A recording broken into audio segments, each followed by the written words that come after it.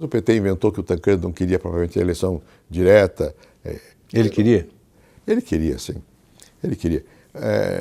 Bom, eu não sei o cálculo político. Eu achava que nós podíamos ganhar no Congresso. Eu fiz um discurso, eu era senador e líder do MDB. Líder? Acho que sim. Fiz o discurso no Congresso em defesa das diretas. E o Marquesan fez contra, na Câmara, no Congresso. A emenda foi derrotada na Câmara, não chegou nem ao Senado para nós votarmos. Mas nós estávamos juntos para votar, era uma emenda constitucional. Mas ali nós percebemos que nós perdemos, mas ganhamos, porque tínhamos a maioria do Congresso. Podia ganhar no colégio eleitoral, embora a composição não fosse exatamente a mesma, né? Bom, a partir desse momento houve uma nova divisão. Eu fiz um discurso, umas semanas depois, chamado Mudança é Já. Em vez de direta é já, mudança é já. O que era isso? Vamos ganhar no colégio eleitoral. No começo o Ulisses não queria, porque era usar o instrumento da ditadura para derrubar a ditadura. Ele disse, expressou a mim, ao Simão, que não. Mas finalmente todo mundo viu que tinha chance de ganhar. A essa altura, sim, o Tancredo, que era governador de Minas, tinha mais condição de ganhar no colégio eleitoral do que o Ulisses. E do que o Montoro. E do que o Montoro. O Montoro ainda podia, mas o Tancredo tinha mais chance, né? Então, por isso ficou o Tancredo e nós, efetivamente, ganhamos. Agora, essa questão do Nordeste era importante porque a oposição não tinha governadores lá, né? Só ele. O Conselho Deliberativo, porque ele tem um pedacinho. Da Sudeste. Porque ele tem um pedacinho. Minas Gerais tem um pedacinho no Nordeste. E participa. E participa igual que os outros. Isso é uma coisa que eu acho que o Juscelino colocou quando criou a Sudene. Ele colocou aquele pedacinho ali. E Tancredo era o único da oposição. Se eu não me engano, eram 6, não tenho certeza. E aí estavam os 5 da Arena e Tancredo sentado ali. Esse documento foi quando o Tancredo fugiu. Foi a despedida dele também, antes dele renunciar ao governo. Ele foi à última reunião. Esse documento eu tenho. Se quiser, eu consigo ele. Em algum lugar eu tenho. Chama-se Um Reexame da Questão Nordestina. E o Andreasa era forte no Nordeste? Muito forte no Nordeste. Muito forte. Por causa do Ministério do Interior? Não só por isso, porque o Nordeste era a terra das forças políticas conservadoras. Como, aliás, até Lula continuou sendo, né? O Lula conseguiu ganhar. E, falando com toda franqueza, ele ganhou em parte porque usou um pouco um instrumento que se usava antes, que era um instrumento de você fazer benefícios para a população de maneira imediata e não fazer a revolução. O Lula sacou isso. Mas era o lugar onde tinha mais eleitores do Andreasa. Aliás, não mais do Andreasa, né? Do Maluf.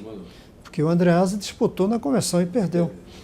Eu acho que a gente deve muito ao Maluf, porque se o Andreasa tivesse ganho, eu acho que dificilmente esse pessoal migraria para o Tancredo. O Maluf, por incrível que pareça, teve um papel importante na redemocratização, ao peitar o candidato dos militares. E ele foi o primeiro ligava para o governador, falava e tal, e pegou um consenso. Ele sentiu um consenso em torno da candidatura do Tancredo. E até ele falava, a grande dificuldade vai ser falar com Ulisses. Eu estou tranquilo, porque eu sou governador, não é isso, eu quero ajudar no processo. Agora o Ulisses é candidatíssimo, né? E eu me lembro, foi difícil falar com o Ulisses, né? Mas ele teve, tal.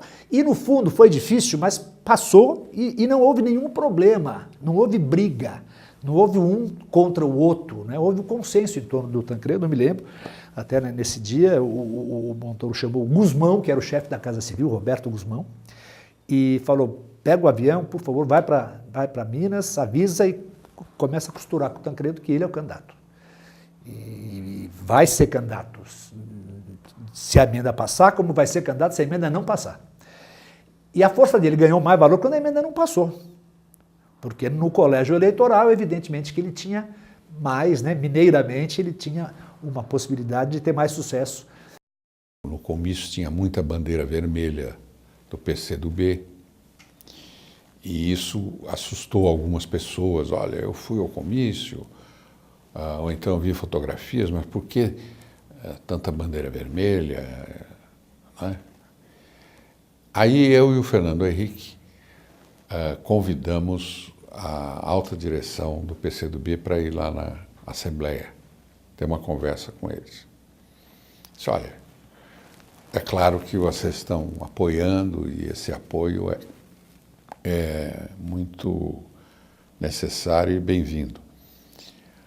Mas se desse para a gente diminuir um pouco o número de bandeiras e tal, porque isso está assustando um pouco. Né?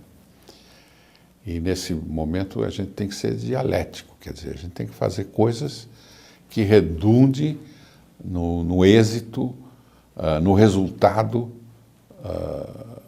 eleição direta. Né? Ninguém está fazendo isso para se destacar, nem o MDB, nem essas lideranças que estão aparecendo, etc. E o homem do PCdoB, ele disse, olha, nós vamos falar com os companheiros, etc. e tal, para ver se a gente restringe um pouco essa visibilidade, etc. Mas olha, isso eu não esqueci. Ele falou, o senhor é sociólogo e o senhor é político, né? Então vão entender o que eu vou falar. Não é porque o PCdoB é Partido Comunista do Brasil que ele deixa de ser brasileiro. Então, uma ordem que se dá no PCdoB é a mesma coisa, uma ordem que se dá no MDB, em qualquer conglomerado brasileiro. Quer dizer, não quer dizer que eles vão seguir. Né? Eu me comprometo a fazer força para diminuir um pouco o número dessas bandeiras, etc. Mas isso está sujeito a todas as incertezas que qualquer organismo brasileiro tem. Né? Mas a verdade é que